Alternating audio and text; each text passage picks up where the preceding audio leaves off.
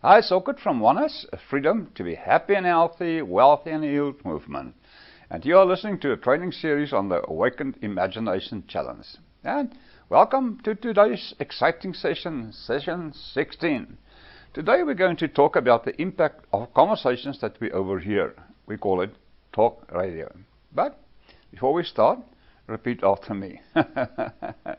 I'm curious to see how my natural state of love and abundance will reveal itself for me to experience starting right now. Okay, what I want you to do is let's begin with this. For some people, actually overhearing a conversation or monologue triggers the exit from the state of the wishful thought. In other words, you could be doing great in the state of financial wealth and abundance and being an investor, and you click on talk radio and you hear, "So, Bob, tell us about the recession." And the guest, "Bob, well, the recession is terrible. It is a terrible recession. People are losing their houses, their jobs." You may even know people who are like that, and suddenly you are either falling for the conversation or arguing against the conversation on going, "Yeah, that's right. I should be worried about this. It's crazy." Now, this may sound like, this builds up on the early lessons of our auditory in week 2.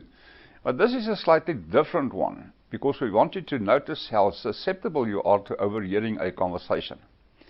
Now, one of the keys with this is, if you find that if you click on talk radio or something, or you overhear two people talking, "Oh, isn't it terrible what happened to so-and-so?" If you overhear people talking like that, and that gets your imagination going in a not-so-good way, this tells you something. This gives you a marvelous tool, and the marvelous tool is this. You can imagine overhearing a conversation that's positive, productive, and supports your state. Again, we did the recording on affirmations. One of the things we mentioned is that there are 5 major ways that people can do affirmations. We're not big fans to begin with, but there are 5 ways to do them. But one of the most powerful ways for many people is imagining hearing a conversation and why the method of congratulatory conversation works so well. Because if you can imagine 2 people talking about how successful you are, how happy, how healthy you are, and turning to you, and you're already feeling good by overhearing their conversation. But it's not the conversation that makes the difference. It's what you got that one right, imagine about that conversation. Again, some people overhear a good conversation about them. For example, I've got a buddy who does this. He overheard me and a friend talking about how great he was doing with his art project, and he said, "Well, yeah, but you guys would say that about me because you're my friends." You see, he's imagining that we would only say that because we are his friends. And again, when we educate him on these triggers and we help him get, it's not the conversation that we're having that's bringing you down, it's what you are imagining about it. Again, that's where we want to play at today. We want you to know how susceptible you have been to conversations that you overhear, or news reports, or when people share, "Oh, I've had a rough day," and then, "I hope you don't have a rough day."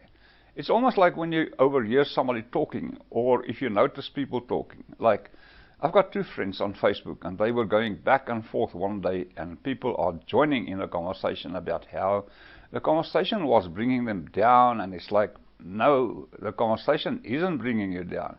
It's you imagining that it's relevant to you. That brings you down. Again, this whole week has been engaged to help you discover one thing, and not get it in your head, but to get through your experience. And the experience being this: you are that young man that's walking up to the 2 girls, and when they giggle, you're going to imagine something. You're going to imagine the meaning behind that. You're going to imagine the relevance to you, and then, again, are they giggling because they like you, or are they giggling because they're making fun of you? Whatever you imagine is what you are going to respond to.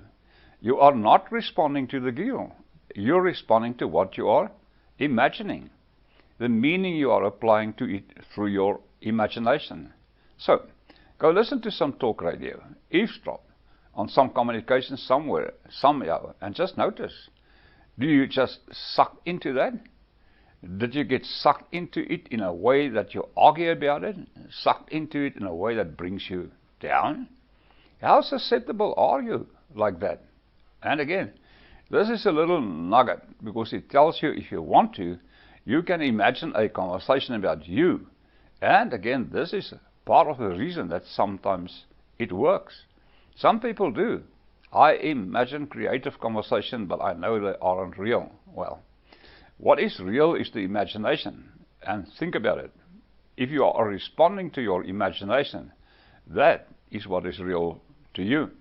Again, this is really good stuff.